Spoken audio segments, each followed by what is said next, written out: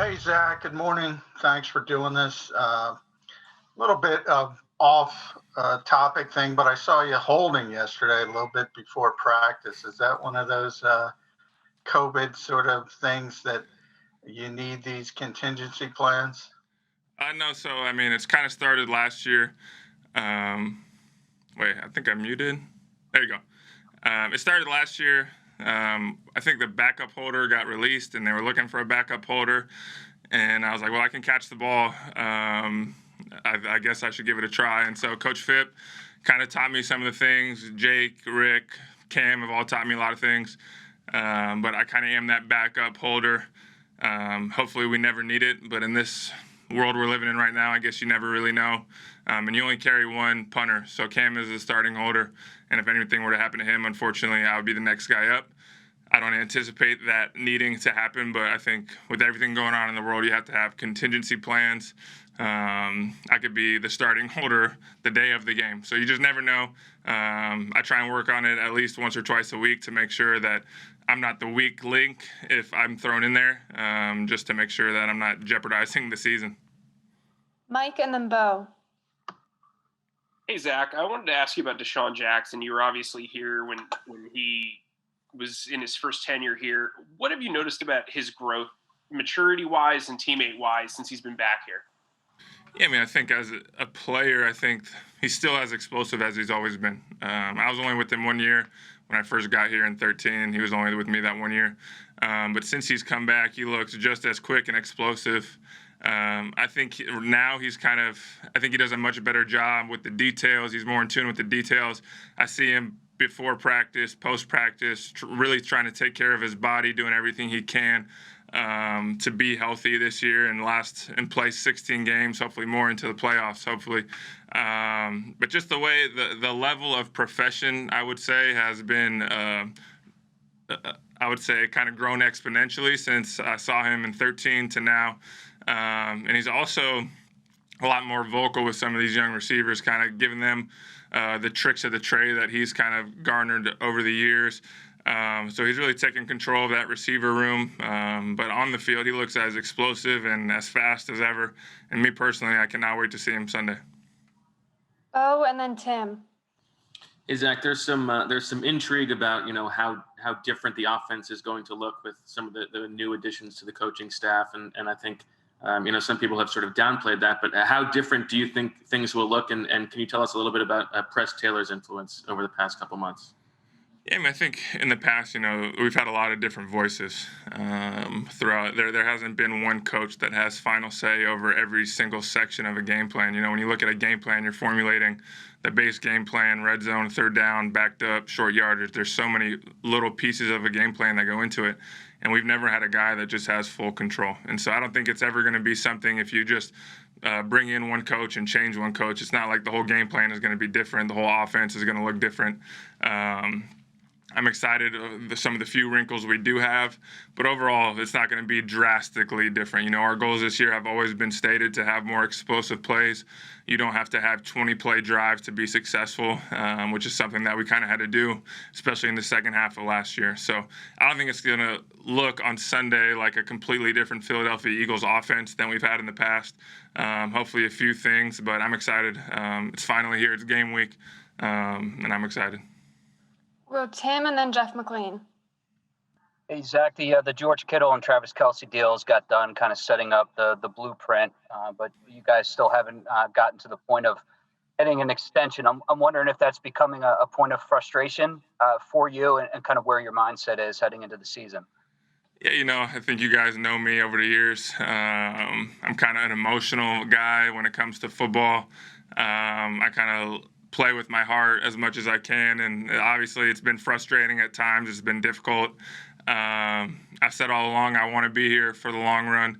I don't know for sure if that feeling is mutual, but I know I'm gonna play this year like it is my last year, and I'm gonna leave everything I possibly have in the tank for this team and the city, because that's what this city deserves, nothing less. And so I'm going into this year that I'm going to leave it all out there. Whatever happens, happens. I'll let the details be with my agent and Howie. But I'm going to do everything I can to give the city what it deserves, and that's everything I possibly have. Even that means playing with that lacerated kidney, whatever it takes to win football games, and do whatever I can to kind of leave a mark on this team and this city. Jeff McLean and then Elliott. Zach, you said you don't know if the feeling is mutual. Obviously negotiations can be difficult. They're going to paint their picture and you're going to have yours. Why do you think that they haven't really kind of met your guys' demands when, the blueprint is there after the Kittle and Kelsey deals? Yeah, I think everyone's got their side of the story, kind of like you said. I don't want to get into the exact details, but I don't think it should be that hard to get a deal done now. But at the same time, now the season's starting, I can't really focus on that. During training camp, it kind of got the best of me a day or two, and I really just had to talk to a couple of people and kind of reset my mind, lean into my faith that I can't really control this situation, and I'm going to trust in the Lord in this thing, whether it's going to be Philly, hopefully, I want to be here, or wherever it is. But at the same time, I can't control that. I'm just going to do whatever I can to help the team, and I cannot be more excited going into this year. I've never felt better going into a football season, so I'm ecstatic. Let's go Elliott and then Martin. Zach, you mentioned that you think the feeling might not be mutual. Have you thought at all about the potential you might not be back after this following season and what it might be like to play for another team? Or are you still focused on getting it done with the Eagles? Yeah, I want to be here. I've never thought about playing in another city. My family loves it here. My mom lives here. My brother's going to Temple. His fiance is going to school out here. So we have roots here now. This is home to me. I will never think about playing in another jersey if that time were to come. I've always said from the moment I got here, I wanted to be like Kobe. Kobe was a guy I always looked up to, Kobe Bryant. And he played with one organization his entire career, and that's kind of what my goal always was to do, was play here. I'll never let the thought of playing in another jersey creep in, because I don't think I can picture that thought in my brain yet. I don't even want to get there yet because I don't want to shut the door. And I think when you start having those thoughts, you're not going to give 100%, and that's something that I will never do. I'll always give 100% for this team and this city. Because of how much I love it here. Martin and then Kristen. Hey, Zach. I was wondering, you guys added, the three new wide receivers, the rookies, and you have Deshaun, who only played in one game last year. Miles coming back, you and Dallas. What part of the offense, do you find the most intriguing out of, all that stuff? Going into this season. I think it's just intriguing to play football again. We got a lot of new guys, and like you said, and the pieces have got to come together fast. There are no preseason games, so some of these guys in different roles, even if you're a second-year player, a third-year player, roles are going to be kind of adjusted this year just because of how they've progressed. And so I think just not having a preseason game, having a truncated offseason, I think I'm just intrigued about seeing how everyone's progressed from where we were last year in January against the Seahawks to where we're going to be Sunday against Washington. And I think that's what I'm most intrigued about. This season for the NFL is like college. In high school you had a jamboree when you were playing, so you kind of knew what your team was like. Typically in the past, in the NFL, you have joint practices or preseason games, so you kind of got a good feeling how you're going to be as a football team. But in college, it's always been that first game is going to determine, and you're going to see how good of a football team you're going to be. And so this season is kind of like that. You don't know exactly how good we're going to be. I think we're going to be a pretty good football team. But at the same time, we've never gone against another defense. They've never gone against another offense. Special teams is going to be huge, like it always is, especially at the beginning of the year. So I'm just intrigued about this whole situation and seeing how our football team kind of grows from now until the end of the year, and just the whole thing. We only have time for one more, so we'll end it with Kristen. Hey, Zach, kind of in that same vein, any adjustments you plan on making, or you think your teammates will plan on making, because you didn't have that preseason game, and obviously you're going into an unprecedented situation in an empty stadium. You don't know what this team is going to look like. What's that kind of like for you right now? I don't think there's anything in particular that's going to jump off my head. I'm intrigued on Sunday to see what it's like playing a football game with no fans. Something I don't think I've ever had this. I don't think anyone has ever had this situation. Typically, even when you were in Pee Wee football, you had your family, whether they wanted to be there or not, they were there supporting you. So it's going to be weird. I think you're going to have to. The team that's able to kind of create their own energy, bring their own juice, is going to be the team that has probably more success, because it's so easy to feed off the crowd.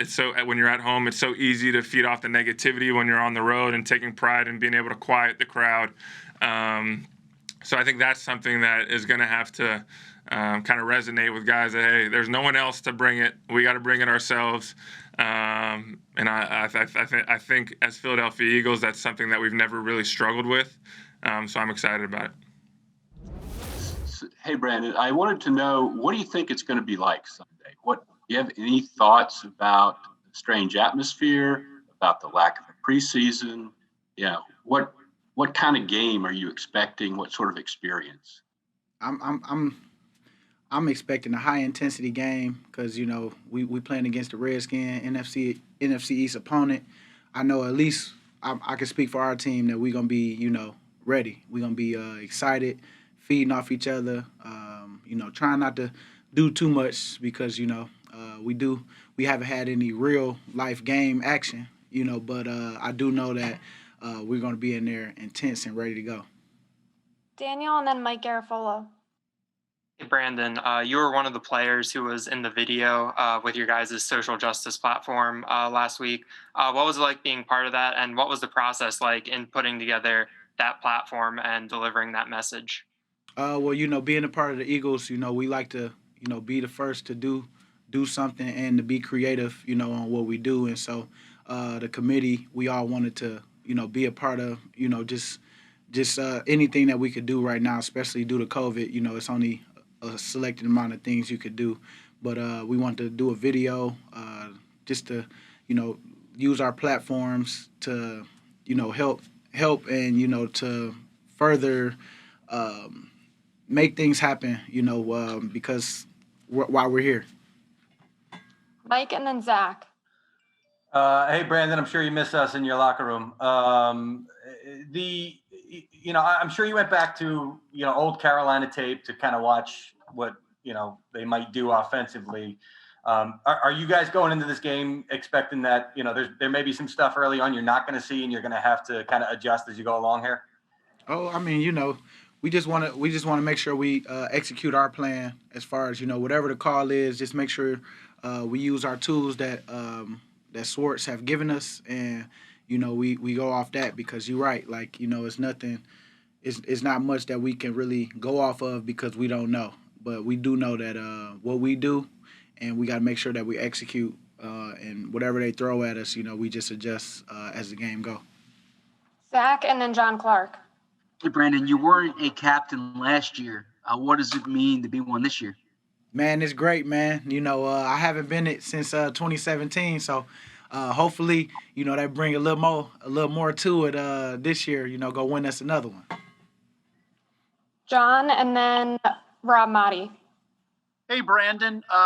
Fletcher Cox yesterday told us that he thought he had a down year last year coming off the injury, and that he has something to prove. Do you talk with him about that kind of stuff? Do you see that in Fletcher Cox in camp and getting ready for the season here? Oh, I see it. I see him every day. It's definitely easier coming into training camp without injury that you have to worry about and have to get up to speed. He was already up to speed, ready to go. You can see it, just every day, just by what he does on the field. And, I'm excited because, of course, I'm next to him. So they're going to have to figure it out between the two, well, really all of us, because Malik got a chip on his shoulder. When DB come back, he got a chip. And, Sweaty. It's a lot of guys that got chips right now. But, yes, Fletch definitely is ready. I can say that. Can I ask you one other quick question? Is your family with you here in Philly? Oh, yeah. Yeah, they here with me. We go everywhere together, make sure, everything is cool. But, yeah, we all been in this thing together. All right, thanks. And then Nick Fierro. Hey, BG. Zach Ertz was just on, and he was talking about his contract situation. He got sounded like he was a little emotional, some frustration. You went through that where you had some uncertainty and you didn't know if you were going to be back. Do you have any advice for him? What would you say to Zach about how to handle that, play out the season, and try and not let it distract him from what he has to do on the field? Let it fuel you on the field. Every day you go out there on the field and practice. Just make sure that you just keep making plays like you do. Everything else will take care of itself. We have time for one more, so we'll end it here with Nick. Hi, Brandon. We were just talking to Zach right before you, Zach Ertz, and he was saying that it was going to be really important because of the empty stadium to teams to bring their own juice. How important is that going to be for you guys to just get up for that game and just make sure you bring more energy than the other team? Well, we got to go out there and we got to be focused, of course, and then we got to just have fun because at the end of the day, when you see that opponent, it's just something that kind of comes over you. It don't matter who's out there. You got a job to do, and I know that we got to go win that game, or we're going to be hearing from y'all guys, talking stuff like y'all do. But no, if that's more motivation for me, I ain't trying to hear nobody mouth, so we about to go out there and, give it everything and bring the juice. And it's up to us as leaders, to make sure we do that.